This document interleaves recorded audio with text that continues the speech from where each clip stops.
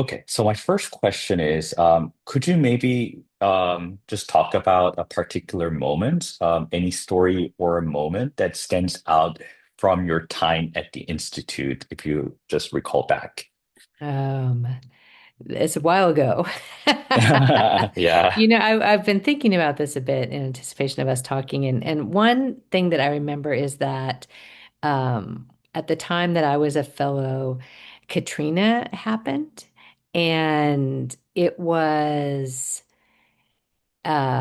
such an important time to be in conversation with that particular group of scholars because it was a moment when poverty and injustice and um, how all of that, the complex ways that those dynamics play out in our communities and our places were so clear there, right? The story was it was a story that everyone knew because we saw it unfolding around us. We were all engaged in it.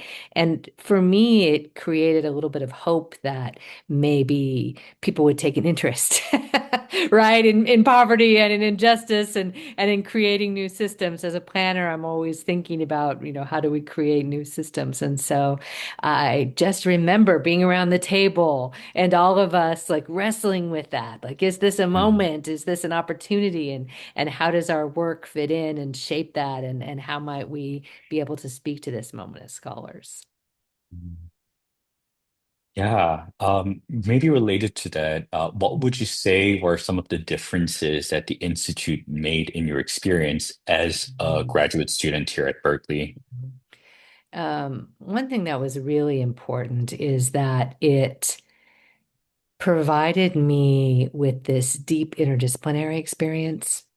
Right. So as a planner, planning is such an interdisciplinary field to begin with. I don't know, we're always trying to situate ourselves as a discipline. And often that's in relation to other disciplines. But what I say about why I became a planner is because we ask the same types of questions that geographers might ask or sociologists might ask, but they stop just when it gets interesting. And the planners, we take it down to the ground. But I think for all of the different, I'm thinking of sociologists, I'm thinking of folks from environmental sciences and resources and certainly anthropology, sociology, geography. We were all interested in taking changes, and pushing the theory down to the ground and really seeing what we could learn from it and how we could utilize it and turn it into action, operationalize it. And so that deep commitment to interdisciplinarity and really knowing, not just believing in it, but seeing and seeing how those different perspectives shape vision, shape what's possible in thinking about how to intervene or create change. That definitely is rooted in the time that I spent at the center. Mhm. Yeah, thank you for sharing that. And could you maybe tell me more about your current work right now and or maybe how the experiences at the Institute also helped inform your research at this moment? Sure. Um, I think as a lot of junior scholars, I was very nervous. I didn't come from an academic family. I knew had ever done work like this before. And so the mentoring and the support was really important to me, as well as those interdisciplinary conversations, those recognizing that there's different perspectives. The beginning my own professional network was so important.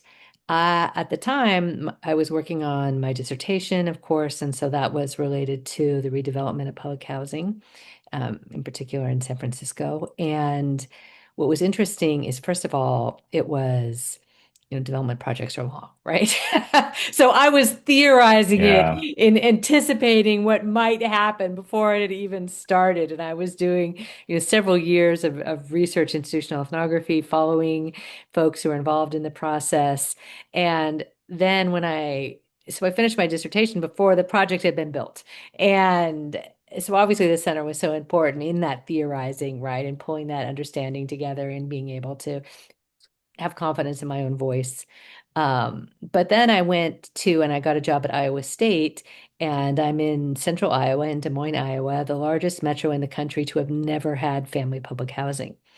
And so I think another way that interdisciplinarity and the recognizing that there's multiple ways to enter a shared problem allowed me to start asking new questions and to build on the questions I had before. So I became very interested in the question of, well, how were people making do? If there isn't public housing, then what are people doing? And continuing to use I'm a qualitative researcher, so continuing to use qualitative research, doing in-depth housing histories.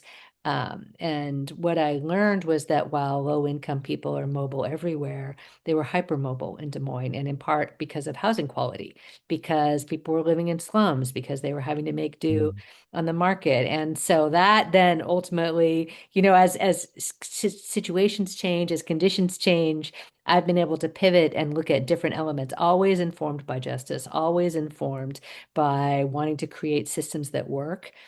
I've become deeply pragmatic as I've aged. And now I just like, I always say, I study residential rental property owners now.